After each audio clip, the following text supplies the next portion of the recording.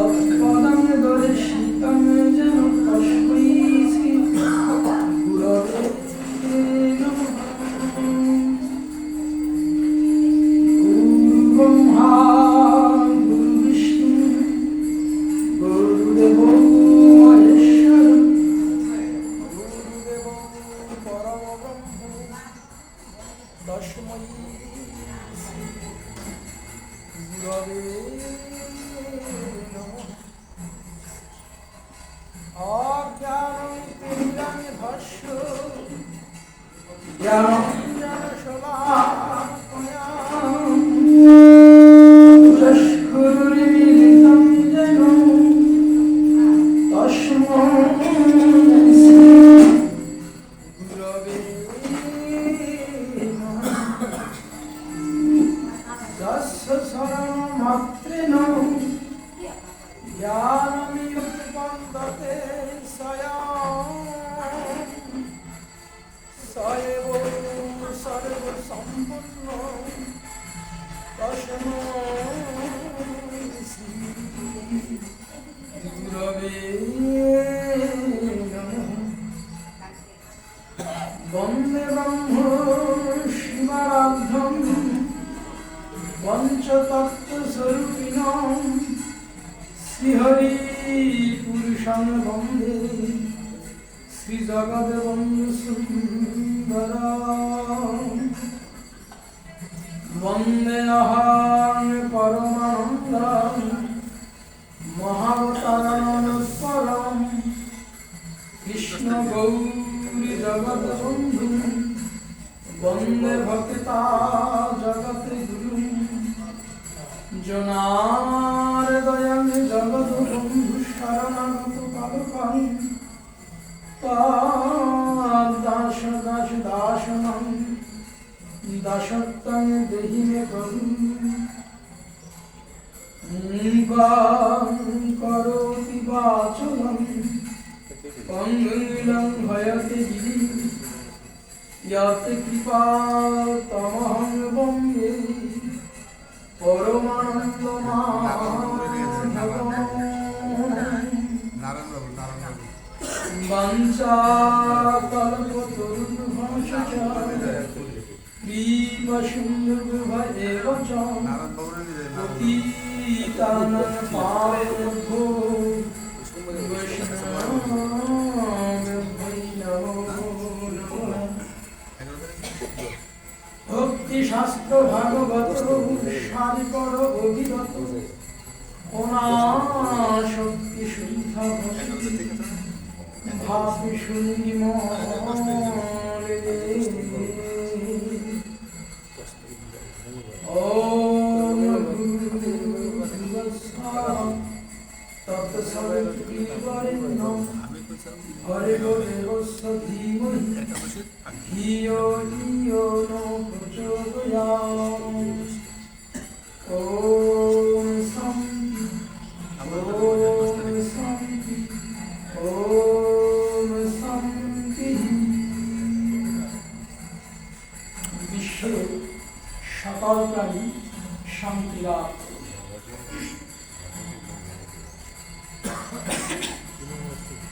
জয় জগৎ বন্ধু।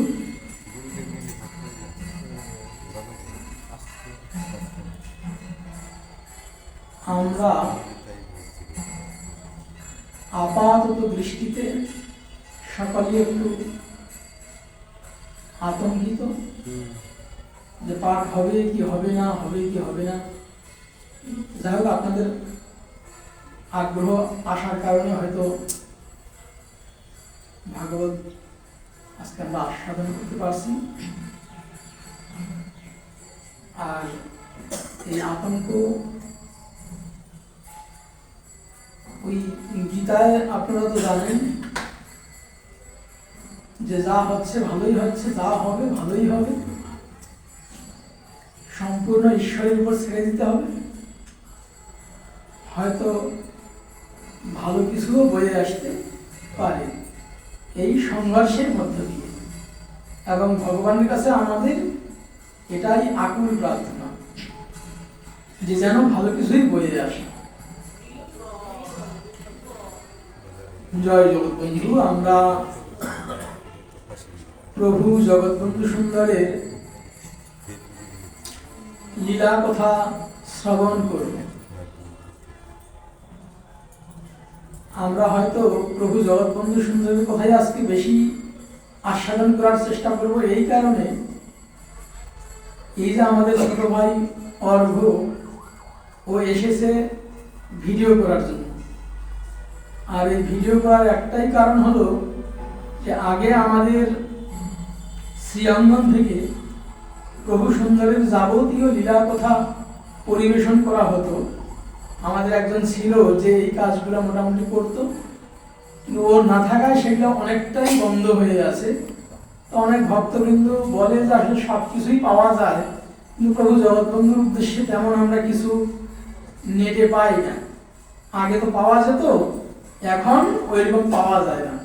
তো ওই কারণে সেই হালটা আবার ওদের মতো পারে না, তবে যতখানি পারে আবার একটু টুকটাক করে নেটে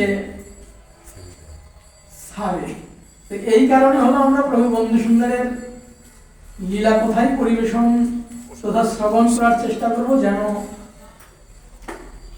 এই লীলা কথাগুলা আমাদের পাশাপাশি নেটে যেন অন্যান্য ভক্তরাও শ্রবণ করতে পারেন। প্রভু জগৎবন্ধু সুন্দরের অগণিত লীলা, তন্মধ্যে আপনাদের কৃপায় যতটুকু স্মরণে আসে, প্রভু যতটুকু বলান আমরা ততটুকুই আস্বাদন করতে পারব, এর অধিক সম্ভব নয়। তো সকালেই কৃপা আশীর্বাদ করবেন যেন প্রভু বন্ধু সুন্দরের লীলা কথা আমরা অমৃতের ন্যায় আস্বাদন করতে পারি। আপনারা জানেন প্রভু জগৎবন্ধু সুন্দর তিনি পতিত পাবন অবতার,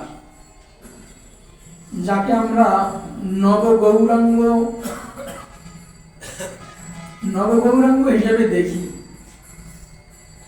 যে কৃষ্ণ গৌরের মিলিত বিগ্রহ প্রভু জগৎবন্ধু সুন্দর, এবং তিনি সেইভাবেই অনেক ভক্তকে দর্শন দিয়েছেন, অনেক ভক্তকে নিজ মুখে তার পরিচয় দিয়েছেন। পরিচয় দিতে গিয়ে বলেছেন যে আমি সেই অনাদিরাদি গোবিন্দ স্বয়ং শ্রী শ্রী কৃষ্ণ লীলা ও শ্রী শ্রী গৌরাঙ্গ লীলা, এই দুই লীলার সর্বসমষ্টি শক্তি সম্পন্ন যিনি, তিনি শ্রী শ্রী হরিপুরুষ জগৎবন্ধু। আমি সেই রে সেই, দি লীলা কম্বিনেশন অফ অল থিংস।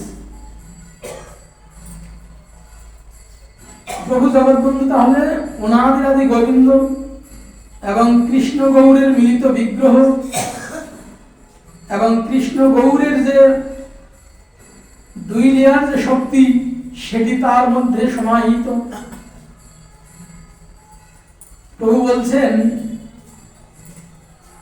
যে আমাকে শুধু শ্রী গৌরাঙ্গ বললে চলবে না, আমাকে শুধু শ্রীকৃষ্ণ বললে চলবে না।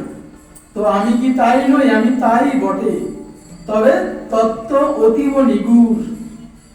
মানে প্রভু জগৎবন্ধু সুন্দর তিনি কৃষ্ণ, তিনি গৌর। আবার বলছেন যে শুধু কৃষ্ণ গৌর বললেই চলবে না, তবে কি আমি তাই নই? আমি তাই বটে, কিন্তু তত্ত্ব অতীব নিগুড়।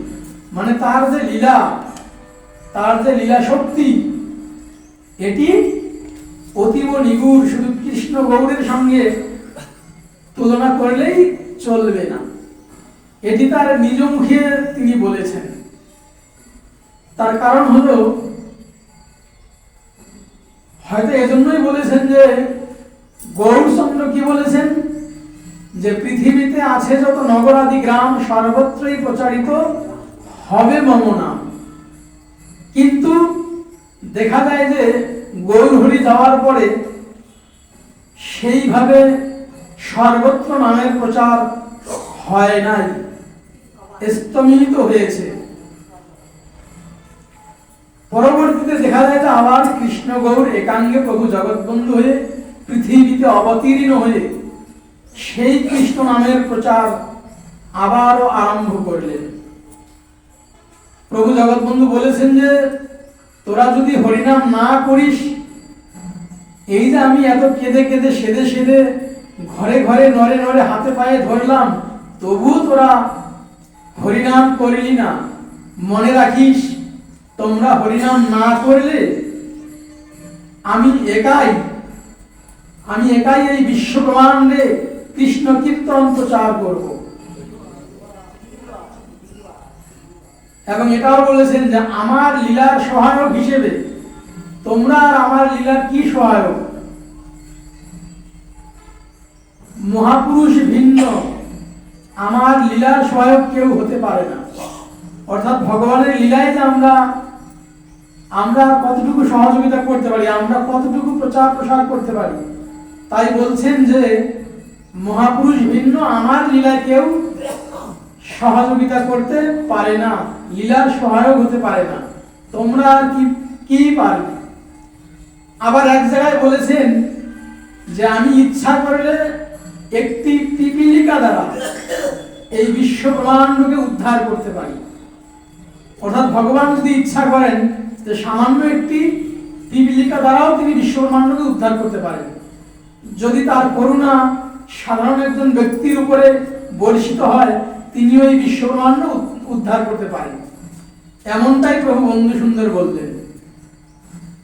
তো প্রভু বন্ধু সুন্দর তাহলে এই যে রাধাকৃষ্ণ নিতাই গৌরের মিলিত বিগ্রহ এবং শক্তি সম্পন্ন, এটা আমাদের বিশ্বাস করতে হবে। এগুলো শুধু কথার কথা নয়, ভগবানের নিজ মুখেই যখন বলেছেন তখন অবশ্যই ইহা বিশ্বাসযোগ্য। প্রভু বন্ধু সুন্দর তিনি সকলের হাতেই খেয়েছেন, কিন্তু দেখা যায় যে ভগবান গৌরহরি তিনি কিন্তু সকলের হাতে খেতে পারেন নাই। তিনি যখন এসেছেন তখন ব্রাহ্মণের প্রভাব যথেষ্ট ছিল, যার জন্য তিনি ব্রাহ্মণদের হাতে ছাড়া সাধারণ মানুষের হাতে খেতে পারেন নাই, তাদের জল খেতে পারেন নাই।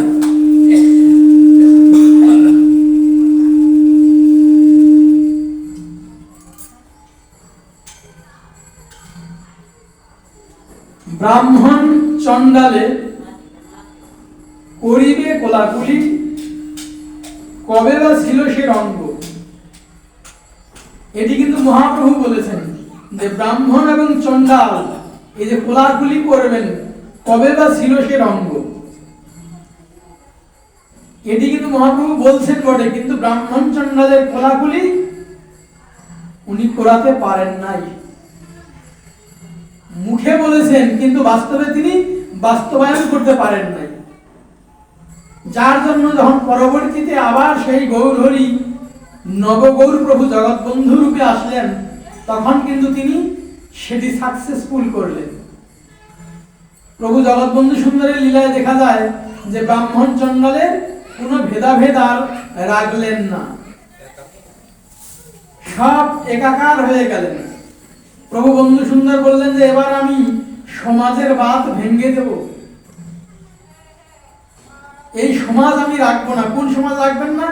এই যে ব্রাহ্মণ ক্ষত্রিয় বৈশ্য শূদ্র, এই যে জাত্যাভিমান বড় ছোট। প্রভু বন্ধু সুন্দর বললেন যে মাত্র দুটি জাত পৃথিবীতে আছে, একটি হলো ঈশ্বরমুখী আর একটি হলো ঈশ্বর বিমুখী। এই হলো দুটি জাত। আমরা হয়তো অনেক সময় নারী পুরুষ, হিন্দু মুসলিম অথবা ব্রাহ্মণ ক্ষত্রিয় বৈশ্য শূদ্র ইত্যাদি, কিন্তু ভগবানের কাছে সেগুলো নাই, তার কাছে সবই এক, নারী পুরুষ সবই এক।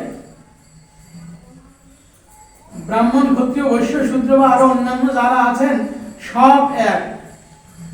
তো দুটি হলো কি হবে? শুধুমাত্র যারা ঈশ্বরের ভক্ত ঈশ্বরমুখী তারা একটা জাতি, আর যারা ঈশ্বর মানেন না ঈশ্বর বিমুখী তারা আরেকটা জাতি, অর্থাৎ অপজাতি।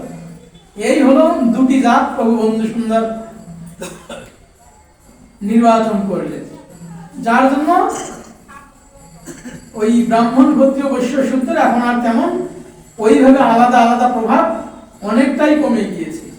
তারপরেও দেখা যায় যে আমরা বিশেষ করে দেখি এই বিবাহের সময় কিন্তু একটু মানুষ এখনো জাতপাত দেখে, তবে যদিও কমে আসছে, হয়তো বা ধীরে ধীরে আরো কমবে।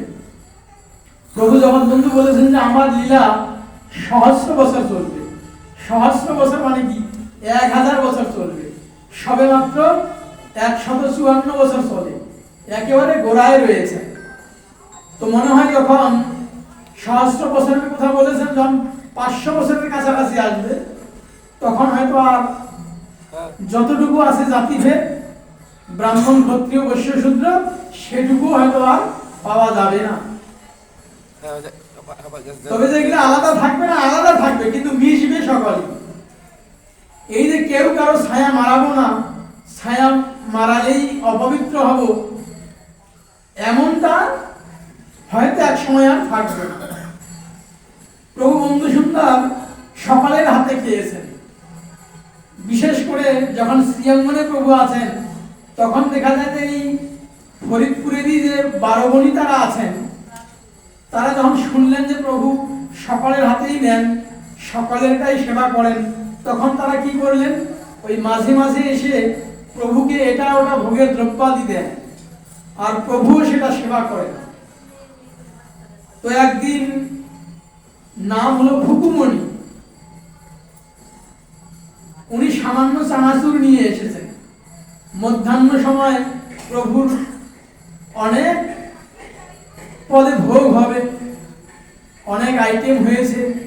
কৃষ্ণ দাসজি তিনি নিজ হস্তেই সব রন্ধনাদি করেছেন, শুধু অপেক্ষায় রয়েছেন যে প্রভু দরজা খুললেই ভোগ মন্দিরে নিয়ে যাবেন। এমন সময় দেখা গেল যে ফুকুমণি সেই নিয়ে আসছেন সামান্য চানাচুর, এসে আবদার করছেন বাদল বিশ্বাসের নিকট। ওনাকে আবার একটু গুরু বুদ্ধি করতেন যে বাবা যদি আমার এই চানাচুরটুকু একটু প্রভুর সেবায়। তো বাদল বিশ্বাসী বললেন ঠিক আছে, তুমি দাও, অবশ্যই প্রভুর সেবা সেটি যাবে। তো যখন কৃষ্ণদাসজিকে ডেকে বললেন যে এই চানাচুরটুকুও তুমি প্রভুর সেবায় দিয়ে দাও, তখন কৃষ্ণদাসজি একটু কেমন করলেন, মানে আমরা অনেক সময় এরকম ভাব করি যেটা আমাদের ভালো লাগে না বা পছন্দ হয় না।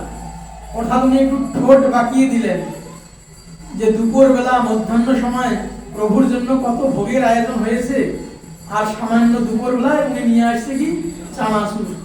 এত সব বাদ দিয়া ভগবান চানাচুর খাবে মধ্যাহ্ন সময় না? তো এই যে তার মনোভাব এবং বাচন ভঙ্গি, তাতে বাদল বিশ্বাসজি বললেন যে তুমি এরকম করছো কেন? সব ভক্তেরই অধিকার আছে। এখন মধ্যাহ্ন সময় অনেক কিছু ভোগে যাবে, তৎমধ্যে এই যে ভক্ত চানাচুর এনেছে, সেটি তুমি প্রভুকে দেবে, ভোগে সেটি লাগবে। প্রভু কোনটা পাবেন কোনটা পাবেন না সেটা প্রভুর ব্যাপার, সেটা নিয়ে তো আমাদের সেখানে তো হাত নেই। তুমি ভোগে দাও, দেখি কি হয়। তো দেখা গেল যে কৃষ্ণদাসজি অন্যান্য ভোগের সঙ্গে সেই চানাচুরও দিলেন। অন্তর্যামী ভগবান ভক্তের মান রক্ষার্থে দেখা যায় যে এত কিছু রন্ধন হলেও সেগুলা কিছুই ধরলেন না, শুধুমাত্র দুপুর বেলায় মধ্যাহ্ন সময় ওই চানাচুরটিকে সম্পূর্ণরূপে সেবা করলেন, আর কিছুই ধরলেন না। জয় জগৎবন্ধু, হরি বল, হরি বল। এটি হলো ভগবান ভক্তের মান রাখেন। আমরা তো হয়তো অভিমান করি, অভিমানে আমাদের যে কত কিছু দিচ্ছি আর অমুকে এই দেয়, সেটা কি ভগবান সেবা করবে? আসলে ওরকম ভাবা যাবে না। কারণ ভগবানের জন্য তো আসলে দ্রব্যাদি, সেটির পাশাপাশি লাগবে ভক্তের ভক্তি। তো ভুবমণি সামান্য চানাচুর আনলেও তার হৃদয়ে ছিল ভক্তিতে গদগদ। তার ইচ্ছা আকাঙ্ক্ষা ছিল যে যদি প্রভু এই অনাথিনীর চানাচুর লোক সেবা করেন তাহলে নিজেকে ধন্য মনে করব, যার জন্য ভগবান সেটি গ্রহণ করলেন। আপনারা জানেন যখন প্রভু বন্ধু সুন্দরের সেই গম্ভীরা লীলা জরাজীর্ণ অবস্থায় পড়ে, অর্থাৎ তার বিছানাপত্র বা সেই যে গম্ভীরা ঘরটি, যেটিকে আমরা সাধারণত মন্দির বলি, সেই ঘরটি খুঁটি দ্বারা নির্মাণ, অর্থাৎ খুঁটি চারিদিকে নতুন খুঁটি দিতে দিতে লাগাতে লাগাতে এমন হয়েছে যে খুঁটি দিয়েই বেড়া হয়ে গেছে। তো এখন ভক্তদের ইচ্ছা, কারণ প্রভু জানেন আপনারা 16 বছর 8 মাস ছিলেন গম্ভীরায়, তো এভাবে বাঁশের খুঁটিতে তো তখন ছিল সেই মন্দির বা সেই কুড়ে ঘরটি। তো একটা বাস কতদিন যায়? 2-3 বছর। কাজেই নতুন খুঁটি লাগাতে লাগাতে একেবারেই বাইরের যে খুঁটিগুলো সেগুলা নতুন হয়, কিন্তু ভিতরের খুঁটি একেবারেই জরাজীর্ণ, যেগুলো দেখতে বা সেবকদের অন্তরে একটু কষ্ট দেয়। তাই ভাবলেন যে যাক, প্রায় 12 বছর হয়ে গেল, এই খুঁটি বা এই জরাজীর্ণ ঘরে প্রভুকে আর রাখা যায় না। তো ভক্তদের ইচ্ছা যে প্রভুর জন্য একটি নতুন মন্দির করে সেখানে প্রভুকে নিয়ে গিয়ে এই মন্দিরটাকে সংস্কার করে তারপরে আবার প্রভুকে এই ঘরে রাখা হবে। যেই ভাবনা সেই কাজ, প্রভু জগৎবন্ধু সুন্দরের জন্য একটি ভিন্ন মন্দির করা হলো, যেখানে প্রভু থাকলে পরে প্রভুর সেই মূল মন্দির আবার সংস্কার করা হবে।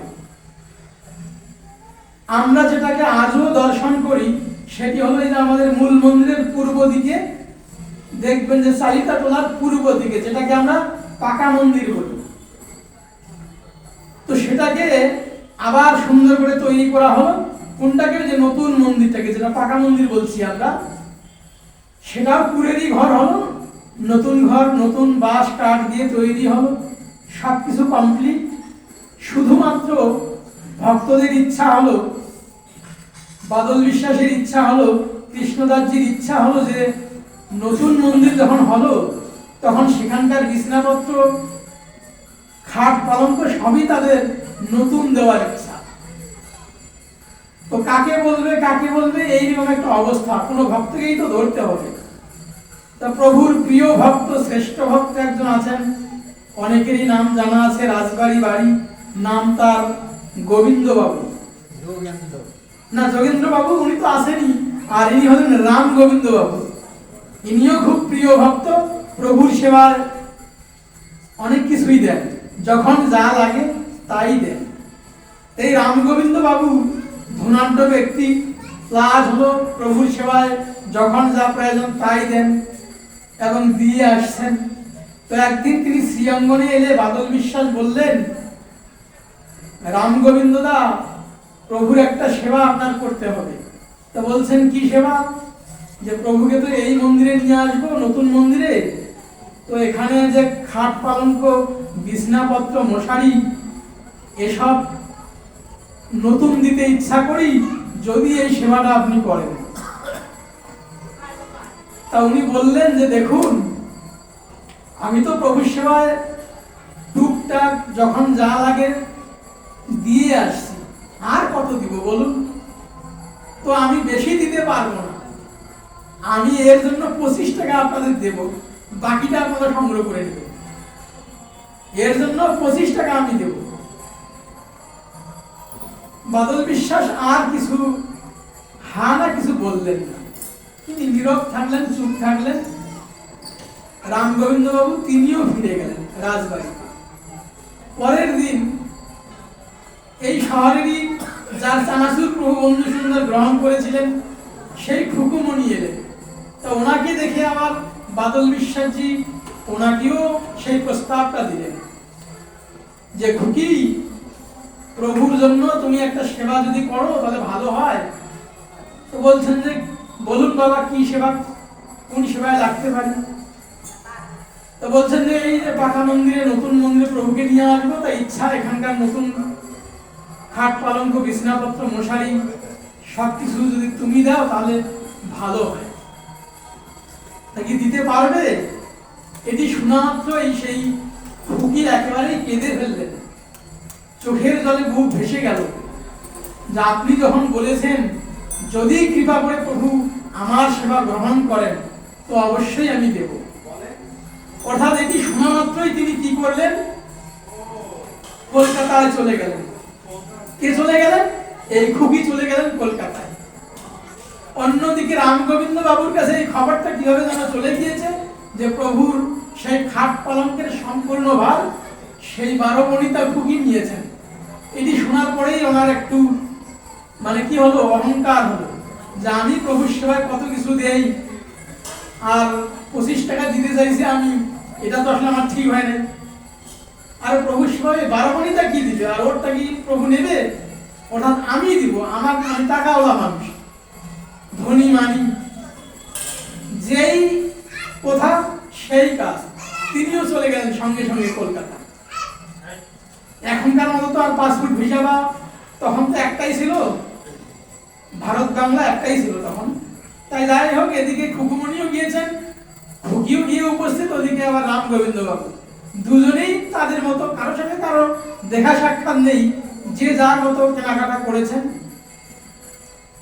তো উনি বড়লোক মানুষ, ওনার টাকা পয়সা বেশি, উনি সবকিছু ক্রয় করেছেন, তাতে খরচ হয়েছে 85 টাকা। আর খুকির যে জিনিসপত্র খাট পালঙ্ক, এতে দাম হয়েছে 55 টাকা। তা 55 টাকা আর 85 টাকা, তো জিনিসপত্রের যে মানে খাট পালঙ্ক বিছনাপত্র মশারি এসব দেখেও বোঝা যাচ্ছে যে হ্যাঁ দামের যে ব্যবধান, তো জিনিসপত্র দেখে বোঝা যাচ্ছে দুই পক্ষ থেকেই চলে আসবে এগুলো। তা বাদল বিশ্বাসী বা কৃষ্ণদাসজির একটা ইয়া ছিল কিরকম, যে ভক্ত যা দিবেন কোনোটাকে ছোট করে দেখেন না, যাই দিবে ভক্তরা তাই সেবায় লাগিয়ে দেওয়া। তার কারণ হলো যখন প্রভু সেই মন্দিরটা হয় তখন যে ভক্তরা বাঁশ দিয়েছেন, তো বাঁশগুলোকে কোনো কাটাকাটি করেন নাই, যত বড় বাঁশ আছে পুরোটাই ঘুরে ঘুরে একবারে নিচে যাবাই দিচ্ছেন। মিস্ত্রি বলেন যে এই পর্যন্ত লাগবে, এটা ফেলাই দিতে হবে। বাদল বিশ্বাস বলেন যে না, প্রভুর সেবায় যখন এসেছে তখন কাউকে বাদ দেওয়া যাবে না, অর্থাৎ কাটাকাটি করা যাবে না, সব পুতো। এই হলো সেবকদের সেবা। যা হোক, দুটি খাট পালঙ্কই সেই নতুন মন্দিরে বিছানো হলো, পাতানো হলো। তারপরে প্রভুকে বলা হলো, প্রভু আপনার ওই মন্দির কমপ্লিট, এখন আপনি ওইখানে কৃপা করে গেলেই আমরা এই মন্দিরের কাজ শুরু করব। প্রভু খুশি, তিনি এই মন্দিরে চলে আসলেন, নতুন মন্দিরে এসে চারিদিকে ঘুরে ঘুরে দেখলেন খুব সুন্দর। প্রভু তো মৌন আছেন, কথা বলেন না। চারিদিকে সবকিছু দেখে কোন খাটে শোবেন এটা কিন্তু একটু ভক্তদের খুব আগ্রহ, যে দুই খাট দুই দিকে পাতানো, এখন দেখি প্রভু কোনটা গ্রহণ করেন। তো ভক্তরা ভাবছেন যে হয়তো যেটা দামি দেখেই তো মনে হচ্ছে ঝকঝকে চকচকে, আর ওটা একটু নরমাল। কিন্তু দেখা যায় যে প্রভু বন্ধু সুন্দর, পতিত পাবন ভগবান, আসলে তিনি তো গ্রহণ করেন ভক্তের হৃদয়ে।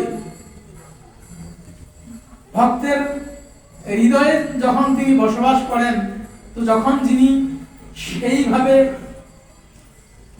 হৃদয় থেকে যা কিছু দেন, ভগবান সেটাই আসলে মূলত কৃপা করে অঙ্গীকার করেন।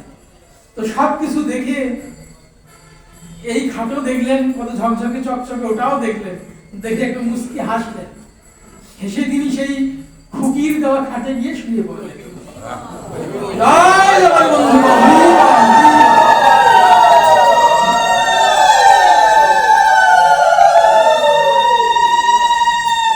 ভক্তরা মনে মনে ভাবছেন যে হয়তো দুটি খাটে প্রভু ব্যবহার করবেন, কিন্তু দেখা গেল যে না, প্রভু ওই খুকির খাটেই নিত্য শয়ন করেন, কিন্তু রামগোবিন্দের দেওয়া সেই 85 টাকার খাট পালঙ্ক সেটি গ্রহণ করলেন।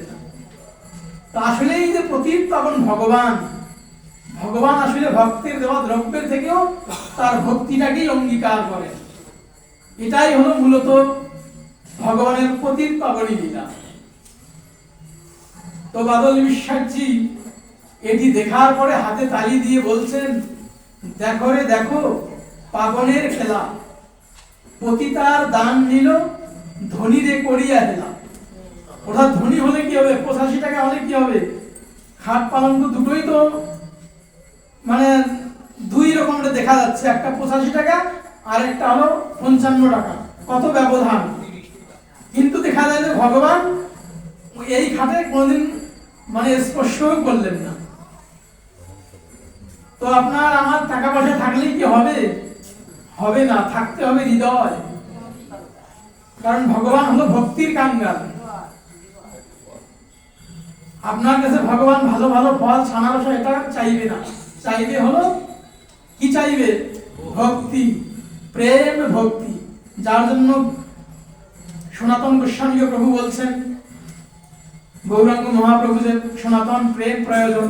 তো আসলেই দরকার হলো প্রেম ভক্তি, এটি ভিন্ন ভগবান আর কিছুই চায় না। তো ভক্তি এটাও অবশ্য অর্জন করতে হবে, একদিনে আসবে না, ধীরে ধীরে অর্জন করতে হবে। কিন্তু প্রত্যেকটা মানুষের মধ্যেই সেই ভক্তি বা ভালোবাসা সেটি রয়েছে, বিদ্যমান রয়েছে। কারণ যখন আমরা মনুষ্য জীব জন্মগ্রহণ করি, জন্মের সঙ্গে সঙ্গেই কিন্তু দেখা যায় যে সেই ভক্তিটাও জন্ম, সাথে সাথে ভক্তিরও জন্ম হয়। কিন্তু সেটি কি হয়, ঢাকা থাকে, প্রকাশিত হয় না। যখন কোনো মহতের কৃপা, গুরু কৃপা বা ভগবানের কৃপা তার উপর বর্ষিত হয়, তখনই সেটি অঙ্কুরিত হয়। কিন্তু অঙ্কুরিত হলেই কি হবে, আবার এর মধ্যে সমস্যা হয়। যেমন যদি কখনো দেখবেন আপনারা যে কোনো চারা গাছ যখন গজায় বা ছোট থাকে, তখন যদি কখনো এরকম দেখা যায় না হয়তো ইট দিয়ে চাপা পড়েছে, যে গজাচ্ছে কিন্তু গজানোর পরপরই দেখা যায় যে কোনো একটা ইট জাতীয় কিছু একটা দিয়ে ঢাকা পড়েছে। তো সেরকম ভক্তির মধ্যেও দেখা যায় যে ভক্তির অঙ্কুর হয়েছে, ভক্তি দেখা যাচ্ছে, কিন্তু আমাদের যে অহং ভাব এর মধ্য দিয়ে আবার সেটি ঢেকে যায়। এজন্য ভক্তি এটিকে খুব সাবধানে লালন পালন করতে হয়, নইলে কিন্তু ঢেকে যাবে। শাস্ত্র বলছেন আরো কতগুলা, এই ভক্তি ঢেকে যাওয়ার আরো কতগুলা কারণ বলেছেন। পর গাছার সঙ্গে তুলনা করেছেন, যে যেমন অনেক বৃক্ষে দেখা যায় যে একটা বৃক্ষ দাঁড়িয়ে আছে, সেই বৃক্ষের মধ্যে আরেকটি আবার পর গাছা হয়েছে। তো পর গাছা নিজে কখনো তার খাবার সংগ্রহ করে না, যে গাছে সে থাকে সেই গাছ কি করেন, খাদ্য সংগ্রহ করে সেটা নেন, আর পর গাছা তার থেকে আবার সেটি সংগ্রহ করে। তো মূল গাছ বাড়তে পারে না, বর্ধিত হয় না, কে বর্ধিত হয়, সেই পর গাছাটা। তো আমাদের মধ্যে আমরা যারা ভক্ত, আবার একটু যারা ভক্তি আছে বা একটু ভগবানের সেবা করি, তাদের মধ্যে আস্তে আস্তে সেই পরগাছার মতো নাম যশ প্রতিষ্ঠা অহংকার এগুলা এসে আবার সেই মূল যেটা ভক্তি সেটাকে আবার দাবিয়ে রাখে, দাবিয়ে দেয়। কারণটা কি, তখন ওই ভক্তের মধ্যে কি শুরু হয়, নাম যশ প্রতিষ্ঠা এসবের একটা ভাবনা আসে, যে সবাই আমাকে চিনুক, আমাকে জানুক, হাজারো মানুষ এসে আমাকে প্রণাম করুক, এই যে চাওয়াটা, এটা কিন্তু কি ওই যে ভক্তি আপনার মধ্যে একটু অঙ্কুরিত হয়েছে, তারপরে সেটি নষ্ট করার জন্য পরগাছার মতো যে উপশাখা সেগুলো বর্ধিত হতে থাকলেই আস্তে আস্তে মূল যে ভক্তি, প্রেম, ভালোবাসা ভগবানের প্রতি, সেটা আস্তে আস্তে নিস্তেজ হয়ে যায়, দুর্বল হয়ে যায়। এজন্য খুব সাবধানে ভক্তদের, বিশেষ করে খুব সাবধানতা নিয়ে চলতে হয়, সাবধানে চলতে হয়। কিন্তু আমরা আবার সাবধানে কি চলতে পারি? আসলে ভগবান এমনই যে তিনি অহংকার, অভিমান এসব তিনি দিয়ে দেন আবার। এজন্য এগুলোকে খুব রক্ষা করে চলতে হয়। তো আমরা মনে হয় বেশি সময় আপনাদের ধরে না রাখাই ভালো, দেশের আবহাওয়া খারাপ, যার জন্য আগে আগেই স্ব গৃহে যারা একটু দূরাগত আছেন তাদেরকে ছেড়ে দিলে ভালো হয়। এখন কয়টা বাজে? 5:30। 5:30টায় ছেড়ে দেওয়াটা সঠিক সময়। 4:30 থেকে 5:30, 1 ঘন্টা। যাক, তারপরে আমরা আর একটু ছোট্ট, কারণ অনেক ভক্ত আবার শেষে এসে বসে, তাদের কি হয়, তৃপ্তি হয় না। এই কারণে আমরা প্রভু বন্ধু সুন্দরের ছোট্ট একটি লীলা আস্বাদন করব, যেটি শ্রীঅঙ্গনী এই লীলাটি হয়েছিল। আপনারা অভয়শীলের নাম শুনেছেন, যিনি ক্ষৌর কার্য করতেন। তিনি অভাবী মানুষ ছিলেন। তো যখন যুবক ছেলে তো বিবাহ করলেন, তো বিবাহের আগে প্রভুকে প্রণাম ভক্তি করে গেলেন। তো বিবাহ করার পরে আরেকদিন প্রভুর সঙ্গে দেখা, প্রভু শ্রীঅঙ্গনেই আছেন, তখন কিন্তু গম্ভীরা লীলা তিনি করছেন না, তার আগের কাহিনী। তো অভয়কে দেখে বলছেন যে অভয়, বিবাহ করলি তো বউ তো দেখালি না। কৌতুক প্রিয় ভগবান ভক্তের সঙ্গে নানা রঙ্গ খেলা করে। তা বলছেন অভয়, বিবাহ করলি বউ দেখালি না তো। তা ভক্ত খুব চতুর, বলছেন প্রভু আপনার কি অদেখা কিছু আছে? আমি বিবাহ করলাম আর বউ দেখালাম না, আপনি দেখেন নাই, এটা কি হতে পারে? এই বিশ্ব সংসারে আপনার এমন কি আছে যেটা আপনি দেখেন নাই? তা প্রভু মুস্কি হেসে বলছেন যে তুই তো খুব বাকপটু রে, খুব ভালো পেঁয়াজ দিয়ে কথা বললি। তো বললেন ঠিক আছে, তোর বউকে তার ওকে পাঠিয়ে দিস রে, তোর বউয়ের বেশ ভক্তি আছে। বউকে দেখেন নাই, কিন্তু বউয়ের যে ভক্তি আছে সেটা আবার বলে দিলেন। তো অন্তর্যামী ভগবান, আমরা এখানে যারা আছি আমাদের কার কি ভাব তিনি জানেন না, সবই জানেন। তাই বলছেন যে তোর বউকে একটু পাঠিয়ে দিস, তোর বউয়ের খুব ভক্তি আছে।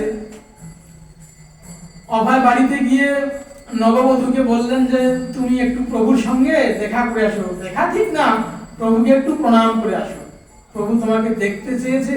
তো নববধূ তো একটু লাজুক টাইপের হয়, তা ঘন্টা দিয়া প্রভুর কাছে এলেন। এসে কিছু বললেন না, শুধু প্রভুকে প্রণাম করলেন। তা বলছেন যে তুমি কি মটর শাক রাঁধিতে পারো?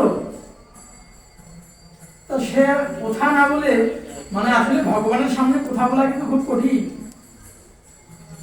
একটু ঘাড় নেড়ে ইশারা করলেন যে হ্যাঁ পারি। তা বলছেন যে আমার আবার একটু মটর শাক খুব ভালো লাগে, তো একদিন একটু মটর শাক রেঁধে নিয়ে আসবে তুমি। তিনি কি করলেন, পুনরায় প্রভুকে প্রণাম করে গৃহে ফিরে গেলেন। ক্লাস হলো, অভয়কে জানালেন যে প্রভু মটর শাক খেতে চাইলেন। অভয় এটা শোনার পরে হাউমাউ করে কেঁদে দিলেন যে আমি কাঙ্গাল, আমি গরিব, আমাদের কিছুই নাই ভগবানকে দেওয়ার মতো, প্রভুকে দেওয়ার মতো কিছুই নাই, যার জন্য এই কাঙ্গালের ঠাকুর আমাদের কাছে কিছুই চান নাই, সামান্য মটর শাক চেয়েছেন।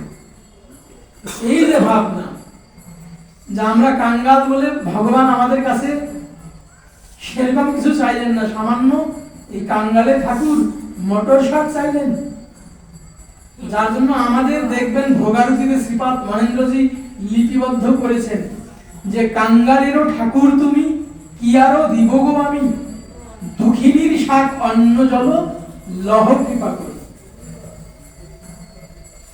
মানে শ্রীপাদ মহেন্দ্রজির যে অনুভূতি, যে ভগবানকে অনেক কিছু দেওয়ার পরেও কতটা দৈন্যতার সাথে লিপিবদ্ধ করেছেন। ভগবানকে যখন ভোগ দিব তখন আমরা যত কিছুই দেই, কিন্তু দৈন্যবশত সেটি বলতে হবে যে তুমি কাঙ্গালের ঠাকুর, আমি কাঙ্গাল, তোমাকে কি দেব, একমাত্র শাক অন্ন বিনে আর কিছুই দেওয়ার নাই। ঠিক ঠিক ঠিক এতটা দৈন্যতার অন্য কোনো লীলায় এরকম আরতি দেখা যায় না যে বাস্তবের সাথে এতটা মিল। কারণ দেখবেন যে আমরা যারা গৃহে ভক্ত সেবা দেই, অনেক কিছু দিলেও আমরা কিন্তু ভক্তের কাছে গিয়ে কি হাত জোর করি না, বলি না যে কিছুই নাই, আমি দিনহীন, সামান্য ডাল অন্ন, এই সেবা করেন। কিন্তু অনেক পদ হয়তো রন্ধন হয়েছে, দেওয়া হয়েছে, কিন্তু ধন্যতার সাথে সেটি বলতে হয়। তো ভগবান তো তাই বলতে হয়। যা হোক, স্বামী স্ত্রী দুজনে সিদ্ধান্ত নিলেন যে প্রভুকে তাহলে কি দেওয়া যায়, শুধু শাক তো আর রেঁধে দেওয়া যায় না। তখন কি সিনিয়াতপ চাল, সুগন্ধি চাল, পটল ভাজি, পটল রসা, আরো অন্যান্য লুচি পুরি এবং সঙ্গে তো মটর শাক, এটা থাকবেই। সেটি নিয়ে আসলেন, মাথায় করে বহন করে দুজনে মিলে রন্ধন করলেন, প্রভুর এখানে নিয়ে আসলেন। প্রভু খুব সুন্দরভাবে পেলেন এবং অবশিষ্ট যা রাখলেন, সেই অভয়ের স্ত্রী তিনি সেটি ভক্তি সহকারে মাধুগুরি করে উপস্থিত ভক্তদের মধ্যে বিতরণ করলেন। বিতরণ করে যা অবশিষ্ট থাকলো তা গৃহে নিয়ে স্বামী স্ত্রী দুজনে সেবা করলেন। তো এটি আসলে কাঙ্গালের ঠাকুর, যে যেমন ভক্ত ঠিক তেমনই ভাবে তার কাছে চাচ্ছেন। এত গরিব হওয়া সত্ত্বেও এই অভয়শীল কোনদিন ভগবান প্রভু বন্ধু সুন্দরের নিকট কিছুই চান না। তাই প্রভু একদিন নিজেই অভয়কে দিয়ে কিছু বাজার করালেন, যে অভয় এই 20 টাকা নিয়ে যা, এই জিনিসপত্র একটা ফর্দ দিয়ে যেগুলো করে নিয়ে আয়। তা সে বাজার করে নিয়ে আসেন। আসার পরে দেখা যায় যে 10 টাকার মধ্যেই সব হয়ে গেছে, আরো 10 টাকা বাড়তি রয়েছে। তো প্রভুকে সে বলতে চাচ্ছে বা মনে মনে ভাবছে যে প্রভু একটু জিজ্ঞাসা করলে ভালো হয় যে কয় টাকা লাগলো, কোনটা কত। তা দেখা যায় যে অন্তর্যামী ভগবান কিছুই বলছেন না, বলছে অভয় নিয়ে আসিস, তাহলে সব এখানে রাখ। এখন যেহেতু বলছেন না, তাই অভয় নিজেই কি করলেন, প্রভুকে সব বলে দেন যে প্রভু এটা এত, এটা এত, এই আপনার আরো অবশিষ্ট 10 টাকা রয়েছে। তা বলছেন অভয় ঠিক আছে, ওই 10 টাকা তোর কাছেই রাখ। তা না না প্রভু, আপনার টাকা আমি রাখবো কেন, আপনি রাখেন। কয় না প্রভু, আপনি না, আপনার টাকা আমি। তো যখন সে নাসরবান্দা টাকা রাখতেই চাচ্ছেন না, তখন বললেন তাহলে একটা কাজ কর, আমার জন্য একটা কম্বল নিয়ে আয় তো যা। শীতকাল তো, সে কি করলেন, আরেকটি কম্বল নিয়ে আসলেন। সেটির দাম কত হলো, 5 টাকা।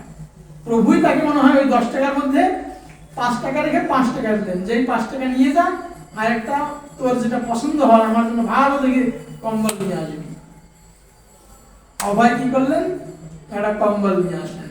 কম্বলটা কেমন, ডোরা কাটা বাঘের চামড়ার মতো রং। তো এটা দেখার পরে প্রভু খুব খুশি হলেন যে বাহ, তোর তো চয়েস ভালো আছে রে, খুব পছন্দ করে ভালো কম্বল নিয়ে এসেছিস, ঠিক আছে, আমার খুব পছন্দ হয়েছে। তা একটা কাজ কর, এটা তুই একটু গায়ে দিয়ে দেখি কেমন লাগে, একটু দেখি আমি। তো অভয় তো চালাক, যে প্রভু এটা আপনার জন্য এনেছি, আপনার কম্বল আমি গায়ে দেবো কেন, আচ্ছা দে না দেখি কেমন লাগে, কেমন মানায় একটু তাই দেখি। যখন অনেক ছাড়ে না প্রভু, দে গায়ে দেখি কেমন দেখায়, তখন কি করবে না, অভয় নিরুপায় হয়ে সেটি গায়ে দিলেন। গায়ে দিলে বললেন যে যা, এখন তোর বউকে দেখা যে কেমন মানাইছে, এই বলে পাঠাই দিলেন। তো এই যে ভগবান কাঙ্গালের ঠাকুর কাকে বলে, এভাবেই তিনি অনেক ভক্তকে তার অভাব অভিযোগে সাহায্য করতেন। তো জয় জয় রাধা কৃষ্ণ নিতাই।